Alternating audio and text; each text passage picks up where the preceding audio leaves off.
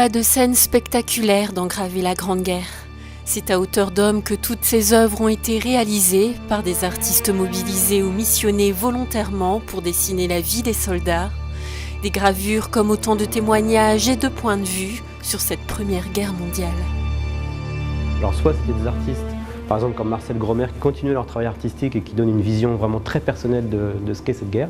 Et puis d'autres artistes sont rentrés dans des sections de camouflage, donc on voit un petit peu aussi quel a été leur parcours.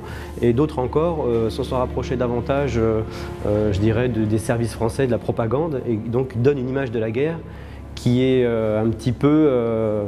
disons, travailler de manière à ce que les populations en aient une vision, celle que l'État français voulait montrer. On y voit le front, l'arrière, les civils et la violence à l'égard des femmes et des enfants. Un tableau réaliste sur cette grande guerre où toutes les limites ont été franchies. Une occasion aussi unique de découvrir certains faits historiques, méconnus ou oubliés. Sur cette image-là, on voit une femme qui prend son bébé pour le rassurer et l'autre dans la pièce lui dit « il va pleuvoir, tu peux le coucher ». Donc il va pleuvoir quoi? Il va pleuvoir tout simplement des obus. Donc là, ça représente Paris qui est en fait bombardé, avec cette grande surprise en fait de ce canon qui avait été surnommé la Grosse Bertha et qui bombardait à 120 km de distance.